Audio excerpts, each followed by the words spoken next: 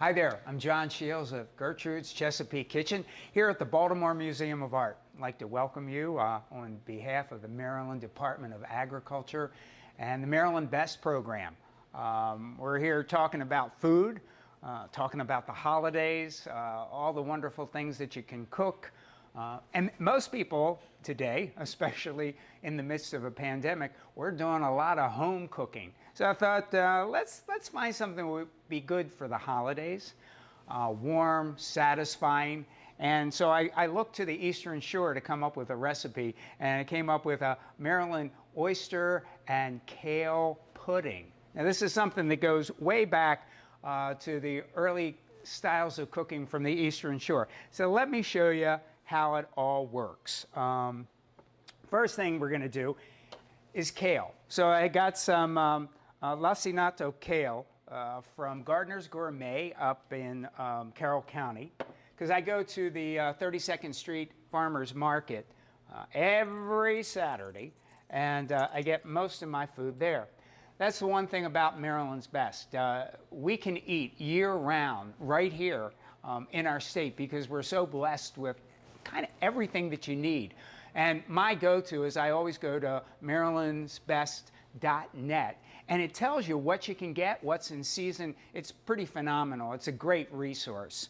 All right, so I took a little bit of olive oil here, and I'm going to throw in some diced onions, a little bit of green onion, and just to give it some fragrance, some fresh garlic. I minced the garlic up, and so just using the olive oil. Now I'm using actually an extra virgin olive oil that I get at the market, and that gives it such a beautiful fragrance. Okay, so just real quick little saute on this, just to wilt the vegetables a bit. Then this is the lacinato kale that you can see here. And it's also called, when it gets really big, it's called a dinosaur kale. But I got it, it's small. It's like almost like a baby kale.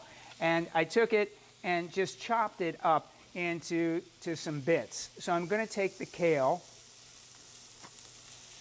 and put that right here. And I'm going to put just a little pinch of salt, because why not, right? And then just quickly do a little saute with this. I'll put a little bit of black pepper as well. And then you could take, as it starts to wilt, you could use either a little bit of water, or if you have some vegetable stock, you could use that. And just put a little bit in there. And then I'm going to put a lid on it. I'm just using another pan to let this cook. And it's cooking at a relatively high heat. And it's going to wilt down. And you want all the water, all the moisture to evaporate out of there. So we'll let that do what it's supposed to do. And then I'm going to show you some of the other parts. Bread. Now, on the Eastern Shore, they used absolutely everything. And so in the olden days, they all made their own bread, and then they had stale bread left over. So they used it in a lot of their puddings. They used it even to make crab cakes as the binding. They would never let that bread go to waste. So you can see this is wilting, going down right nice here. The liquid is almost evaporated. Getting pretty close there. So I'm just going to put that back on here just for a couple of minutes, and then we should be good. All right, so I have about 4 or 5 slices of white bread. Took the crust off, and now I'm going to do a little bread and butter. And I found this in quite a number of different recipes. Some on Smith Island, some on Tillman Island, where the ladies would butter the bread and use that kind of as the basis of a casserole. And my aunt, who was over from the Tillman Island, She makes a crab pudding out of it as well, but this works so nice with oysters this time of year. All right, I think we got rid of all that moisture. I'm going to let that cool for a second. Okay, so now you can see you can generously butter this, and I'm going to cut this all into cubes. Just like that here. Okay, so I already did some before, and I'll add this to that. And then what we need is like a 9 by 9 Pyrex pan. So I'm going to take about half of these bread cubes and put these on the bottom. Just like so. Okay, good. Now we'll let that sit there.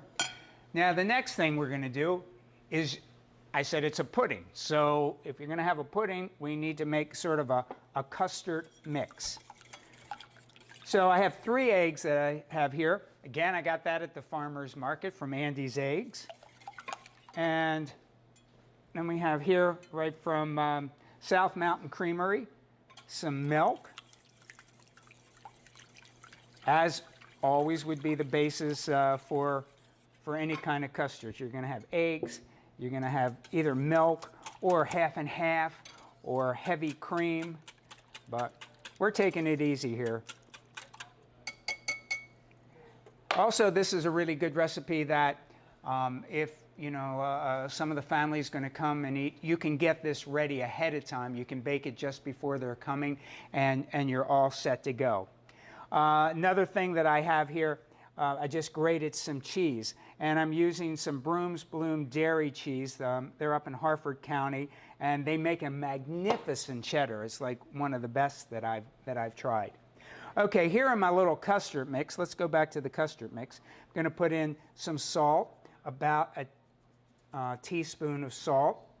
I'll put a little bit of freshly cracked black pepper in here. And then I'm going to put just a scooch of Old Bay in because it just kind of gives it that flavor. We know where we are.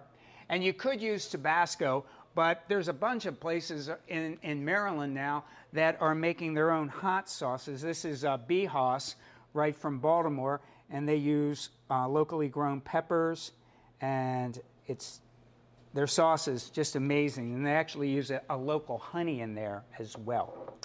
Okay, so we get all that stirred up there. Okay, next, the star of the show, Maryland oysters.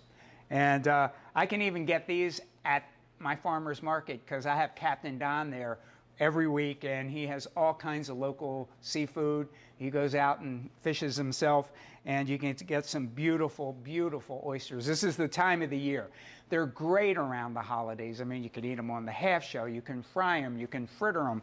And I thought this baked thing would be a really nice addition because this can be, you could make this a little appetizer, or you can make it an entree served with a salad on the side, and you're good to go. Okay, so we have our buttered bread cubes there. I'm going to take these gorgeous oysters, as you can see, and just spread them all out. Now, I drained them first. I put them in a colander and drained them to get out the oyster liquor. Now, remember, if you do that, put a bowl under it, because that liquor oyster is gold. You can take it, you could freeze it in shallow ice cube trays, put it in the freezer, put them in little Ziploc bags. It's like this instant, fish stock that you can put in. You put that in a soup or a stew, it's like, whoa, unbelievable.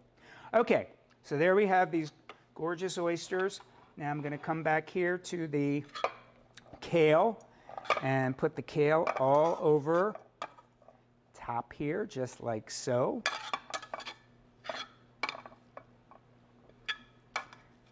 Okay, there we are. So also, besides giving it a beautiful color and texture throughout, it just the combination of the oysters with this is just amazing with the kale. Now I have that cheese. Don't forget, we did all that cheese. We better put that in.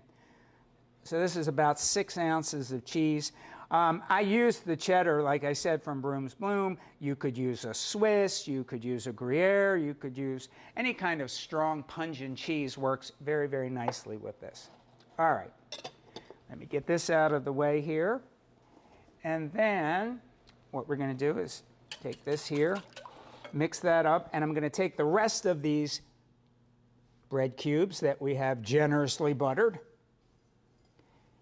and you put that all over here like so. Okay, now I'm going to take my mixture here and just pour this all over top. Look at that. Oh my God. So as this bakes, you have a couple things going on. You have the custard that's going to happen, and these bread cubes will actually soak up all this custard liquid, and it will turn out quite nice. So then I'm going to take a little bit. I have some butter here. It's chilled butter, and I'm just going to put that all over top so that as it's baking, it browns. Now, I preheated the oven for this to 325 degrees. If you're using a convection oven, I would do 300 degrees.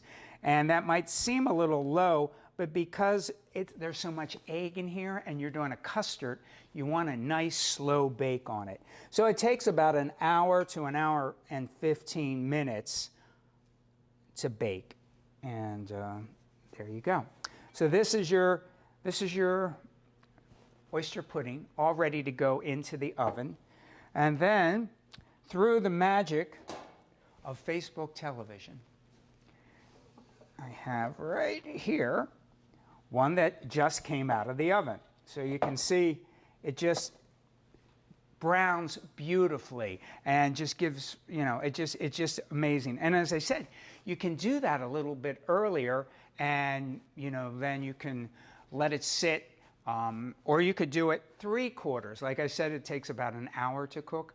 You could do that for about 45 minutes. Just let it sit, and when your guests are coming, you can, just put it in at the end, finish it up, and put it together with a full salad.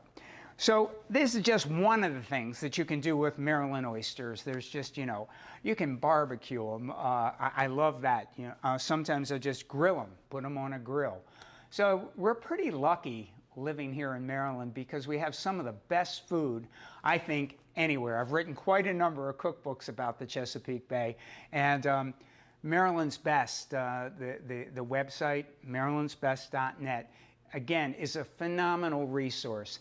And all these things, everything that I have here today, are right from the Chesapeake region and right from Maryland. You can find much of this in local stores, small independent groceries, and I go to the farmer's market and I tell all my friends and everybody all the time, get ye to a farmer's market. And we're kind of fortunate here in Baltimore because we have the 32nd Street Farmer's Market. It's the only year-round farmer's market in the metropolitan area. And people often will say to me, well, why would you go to a farmer's market in the winter?